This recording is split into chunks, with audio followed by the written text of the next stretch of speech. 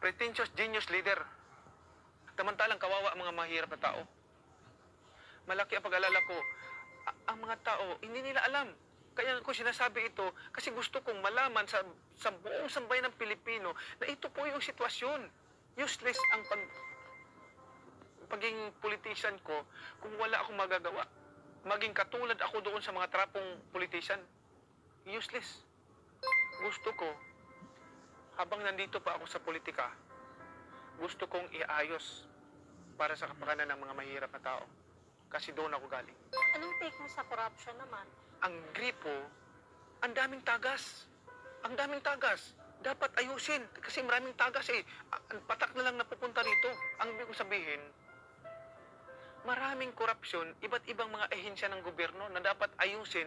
Please, maawa tayo sa sambayan ng Pilipino, maawa tayo sa sariling bahay natin. Sariling bahay natin, ninanakawan natin ang mga tao naghihirap, nagugutom. Kung wala kayong malasakit, wala kayong pagmamahal sa ating mga kababayan na naghihirap, nagugutom.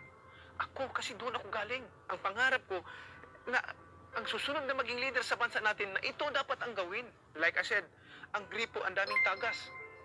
Dapat ayusin yung PhilHealth. Kita mo, billion. We are not talking about millions, 100 millions. Billions. Ang pinag-uusapan natin, itong non-tax revenue income dapat palakasin. Once you lower the taxes, magmura lahat ng bilihin. Once na magmura lahat ng bilihin, ang mga mahirap, madali na makakain. Kasi yung 20 pesos nila, yung 10 peso nila, yung 50 pesos nila, makakabili na ng bigas pagkain. Eh ngayon, may 10 peso, makabili sila ng 1 kilong bigas? Hindi. Once you lower the taxes, especially yung corporate tax, akalain mo, di ba? Yung corporate tax, kung ibaba mo ang corporate tax ng 15% flat, wow! Para tayong imbudo. Lahat ng mga business sectors, mga malalaking company, lahat ng mga dito mag-invest sa atin. Kasi makakumpit na tayo in other country like Singapore, like Malaysia, Cambodia. Ang taxes kasi nila sa Thailand, ang taxes nila ay 20%. Yung corporate tax nila, 20%. Yung Singapore naman, 17% ang corporate tax nila. Eh sa atin, 31% or more or less 31% ang taxes natin. Eh kung ako investor naman, ako magnegosyo, bakit ako mag-invest dito sa Pilipinas? Ang pangarap ko, lower tax, corporate tax, 15%. Pero hindi mo magagawa kaagad dyan, hindi mo magagawa yung 15% corporate tax, iluluwer mo lahat ng taxes dito sa bansa natin. Pangarap ko, alisin yung 12% VAT, yung mga taxes, flat, 15%. Individuals and corporate tax. Sabi nila, anong alam ni Manny Pacquiao? Kaya ako sinasabi itong problema na ito yung problema, ito yung solusyon dapat. Yung mga tao kasi, sabi niya, kailan, I have to speak good English, I have to speak perfect English to prove that I am a good leader. No, the most important for a leader is this. If you already know the problem, you know how to solve the problem. That's what we need. In this pretentious genius politician, trying to speak good English, perfect English, to impress people. And that's what happened to this country ngayon. Ano ba yung sinasabi ko na solusyon? Once you lower the taxes, corporate tax, in individuals, once you lower taxes, malaking ginhawa sa tao yan. Malaking ginhawa sa mga investors, mga business sectors. In that way, domino effects. Ano yung domino effects na yan? It will create more jobs for the Filipino people. Ang mangyayari niyan, ang trabaho maghanap ng tao, hindi ang tao maghanap ng trabaho. Diyan yan sa economic growth natin. Water supply, electric supply, telecommunication. Yang tatlo na yan, base of my study, pag-aaral ko, yung tatlong company na yan, makapag-generate sa government annually, at least hindi bababa ng 3 trillion annually. Sa tatlo lang yan, ha? Ikaw leader, ikaw namumuno sa bahay. Ikaw namumuno ikaw galingan mo, sikapin mo na ang bahay na pinamumunuan mo, earning enough to cover up the annual budget, the monthly budget. Kasi pag maganda yung growth and development sa bansa natin, yung mga pag-rebuild nila sa government, mababawasan yun kasi magkakaroon sila ng trabaho, magiging highly urbanized na lahat buong sulok ng mundo. Because, why? Because the economy is growing. That's what I'm talking about. The more investors coming to our country, the more the Filipino will benefit from that. Yun yung solusyon natin na palakasin nyo lang natin yung non-tax revenue income, lower natin yung tax. In that way, makakaahon tayo sa kahirapan. Ngayon, kung ang bahay gumagastos ng 100,000 a month, kumikita ang bahay na ngayon, mababa taxes, nakaginawang mga tao, makabili ng murang pagkain, kumikita ngayon ang government ang bahay ngayon ng 200,000. Ang gastos ng bahay monthly, 100,000 lang. Abay, may 100,000. Itong gagawin. Ang 50,000, ibabayad mo sa utang. Laki ng utang natin eh. Ang 50,000, ibabayad mo unti-unti. Ang 50,000 is saving mo yon. Kasi anything na project na emergency, may mga emergency, like ditong sakuna, hindi natin in-expect ito. Mayroon tayong funding, hindi tayo mangungutang. May i-develop na skyway o subway system. Hindi mangungutang bahay kasi may pundo. Yan dapat ang mindset natin. For this country, we need a concrete long-term plan. When I'm talking about concrete long-term plans, we are not talking about 6 years, 3 years. We are talking about minimum of 30 years to 50 years. Yan ang dapat malaman ng taong bayan kung anong sitwasyon ng bansa natin ngayon. Gaano naka-alarming yung utang ng Pilipinas? Napaka-importante na malaman ng taong bayan kung magkano na yung utang natin. Ang utang natin ngayon, ang utang natin ngayon nasa 9.6, more or less 9.6 trillion. Ganyan kalaki ang utang natin. Kung equivalent mo na ang bawat Pilipino, hindi ipapanganak pa lang, may utang na siya na more or less 84,000. 84,000 ang utang ng isang tao. So, very alarming. Tapos, kung hindi maagapan kasi itong problema na ito, alam mo, palaki ng palaki yan. Kasi taon-taon nangungutang tayo. Very alarming.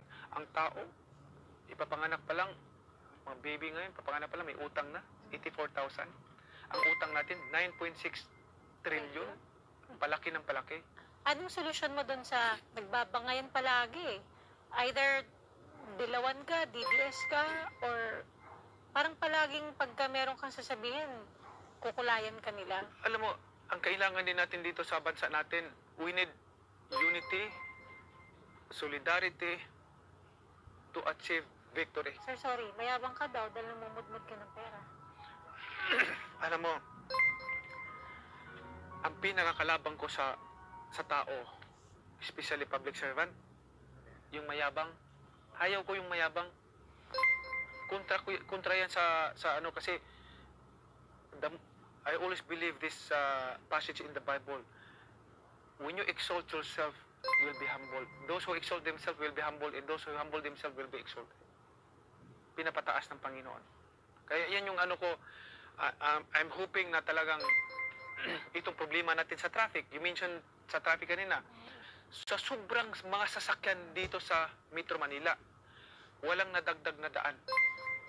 Ang tanging solusyon na dito, dagdagan yung mga skyway, subway system, dagdagan yan. Kasi wala na eh. Bakit? At bakit naman nandito lahat ng tao? Bakit naman nandito lahat ng tao? Kasi isa na yan sa mga pinaproblema ko na dapat natin i-resolva. Dito ang tao lahat kasi dito ang ekonomiya. Dito may trabaho sila, mataas ang sweldo. Which is, kung suportahan yung Visayas and Mindanao o kaya North Luzon, i-develop doon, yung mga taga Visayas, Mindanao, hindi na pupunta rito.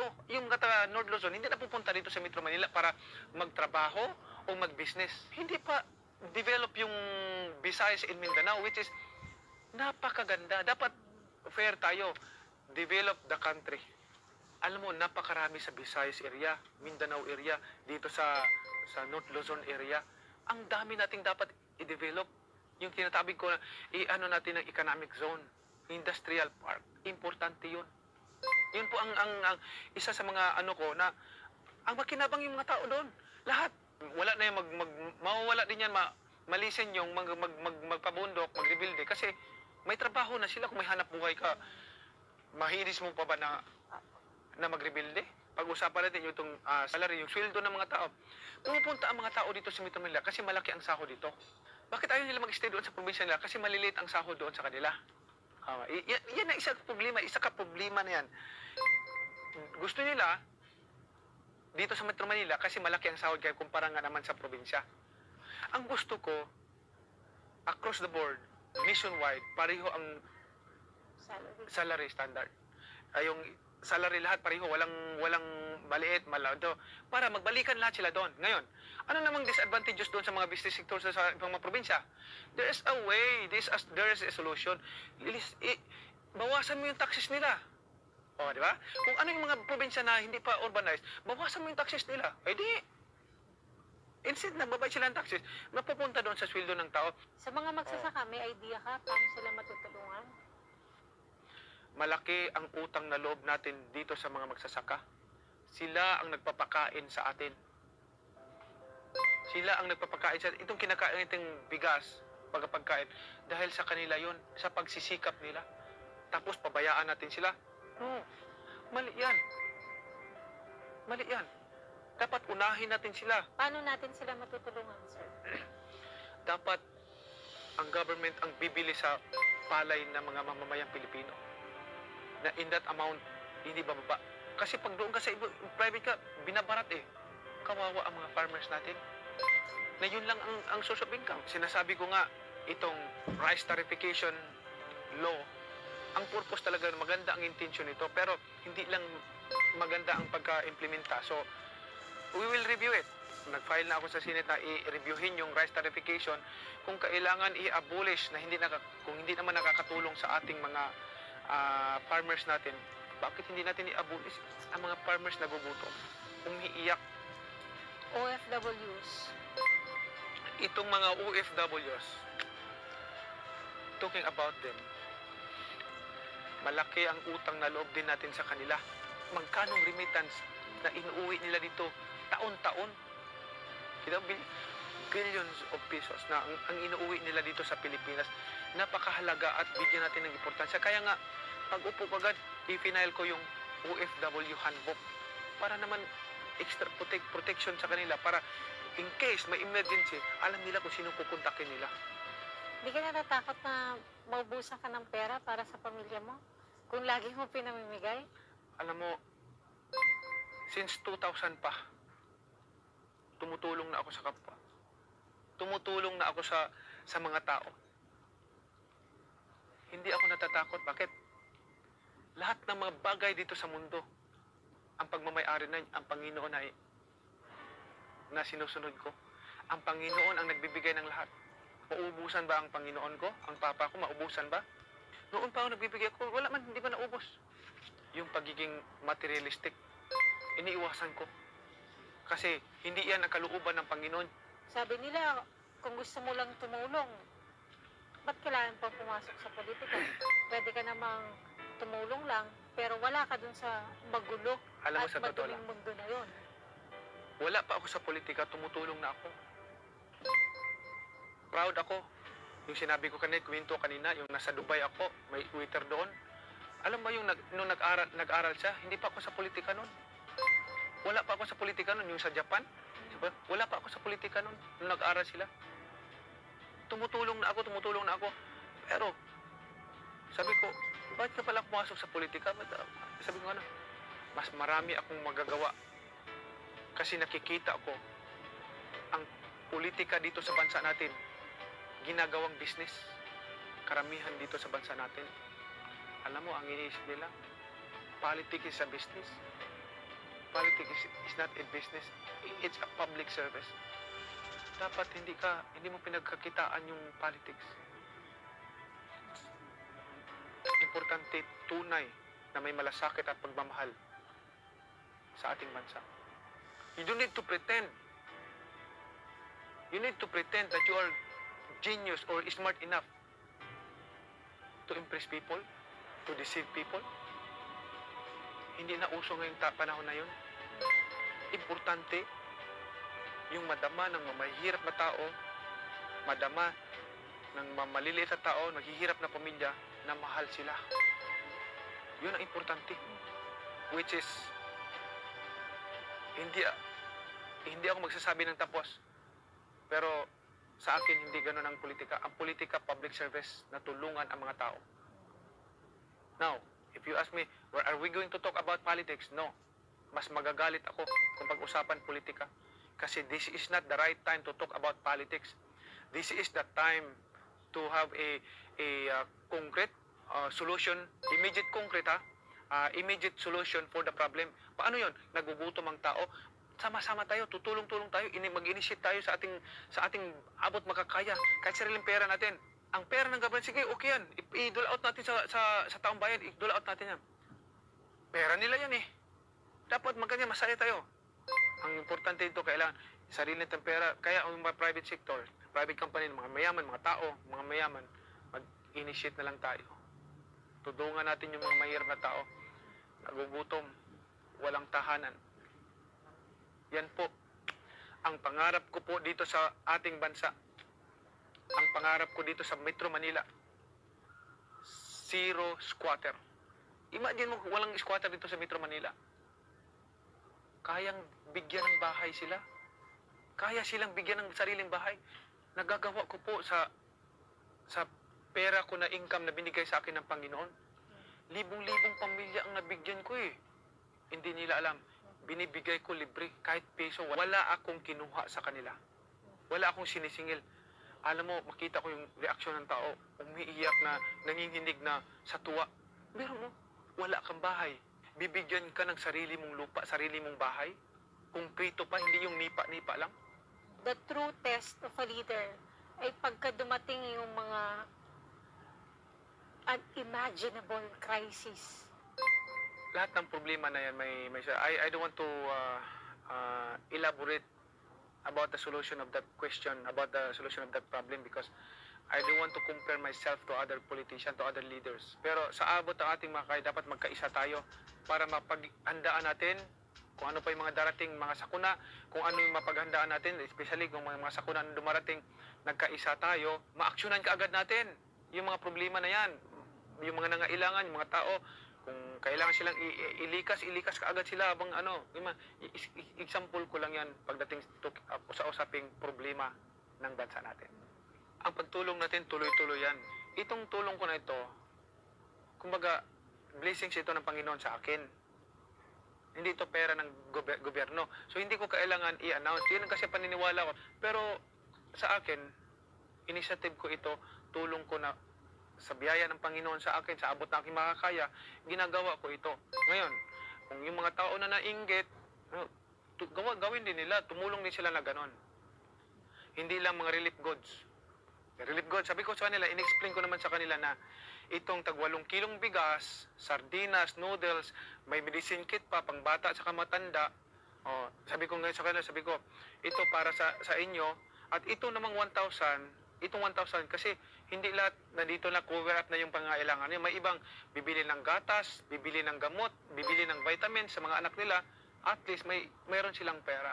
Ako, nangangarap ako ng isang mapayapang bansa, may pagkakaisang bansa, maunlad na bansa, higit sa lahat, bansa na may Panginoon, bansa na lahat ng tao sumusunod sa ating gobyerno, bansa na ang lahat ng tao nirerespeto ang gobyerno, at ang gobyerno natin hindi tinutolerate yung korupsyon. Ang gobyerno natin ini-implement ng gusto ang batas natin, mahirap man o mayaman. Yan po ang gusto kong na isang leader na maging mamuno sa ating bansa, na may malasakit, pagmamahal na tunay para sa ating mga kababayan. Ito lang maiwanan ko. If you want change, magsisimula sa sarili mo. Kung gusto mo ng pagbabago sa bansa natin, magsisimula sa bawat isa. Maging halimbawa at inspirasyon na leader. Yun po ang ano natin. We're not talking about here about tapang, about anything. We have to exercise the power of the government. We have to exercise na lahat ng tao sumusunod sa gobyerno, lahat tayo sumusunod sa patakaran ng ating gobyerno, lahat ng tao nagmamahalan, nagkakaisa, at hindi nawawala ang respeto sa ating gobyerno. Because I always believe that the authority is established by God and instituted by God. The Bible says, whoever rebels against the authority is rebelling against what God has instituted. Therefore, all of us will be bound to the authority and submit to the authority, to the governing authority. And command, DDS ka man, DDS ka man, dilawan ka man, lahat tayo magkaisa, hindi tayo dapat mag-away. It's not a good example for the people. Now we are fighting each other to become a leader. The more na nag-aaway ang leader natin, naghihiwalay tayo, the more na maghihirap ang sambayanang Pilipino. Maging instrumento tayo for peace and development. Naobserbahan ko walang disiplina yung mga Pilipino. Or mayroon bang, may papaliwanag mo ba yun? Parang simpleng batas trapiko. Ang tao nawawala na ng respeto sa ating bansa. Why? Dahil empleyado, government workers, politician, leaders, mga korap. Paano magkaroon ng respeto? May favoritism, hindi dapat ganun. Dapat pantay tayo lahat. Ang importante natin yung pagpapatupad ng batas, hindi tayo maging korap. Pag nasa ibang bansa tayo, masunurin ang mga Pilipino, sumusunod sa batas, sumusunod sa batas trapiko, sumunod sa government. Dito sa atin, nawawala na ang respeto ng tao sa gobyerno kasi kasalanan din ng mga nasa gobyerno. Kasi imbes na maging halimbawa, na leader, paano ka maging halimbawa? Ang sarili mo hindi mo kayang baguhin. Ang sarili mo hindi mo kayang ipakita na ikaw ay inspirasyon na leader. Pabor ka na ikukulong yung mga korap. Yan ang pangarap sa buhay ko. Yan ang pangarap ko sa buhay ko. Mabigyan ng hustisya ang mga tao. Mabigyan ng hustisya ang mga maliliit na tao, ang mga mahirap tao. Kasi sinasabi ko nga, si Manny Pacquiao, ang puso ni Manny Pacquiao, manatiling mahirap katulad ninyo. Mahal ko kayong lahat. Kahit na magalit kayo, not all of you agree with me or support me, but I love you. I know what you're feeling. Alam ko yung pakiramdam ninyo, pero mahal ko kayong lahat kasi dyan ako galing. Sino ba ako para magtanim ng galit sa inyo? Sino ba ako para magalit din sa inyo? No. I am a simple man also na natutulog sa kalye. Minsan makakain, minsan hindi. Yun ang palagi nasa isip ko, nasa puso ko, na iniisip ko palagi. Ang sarap ng pakiramdam ko, yung kinuwento ko sa'yo na pag nandun ako sa Dubai, na scholar ko pala yung nagtatrabaho doon.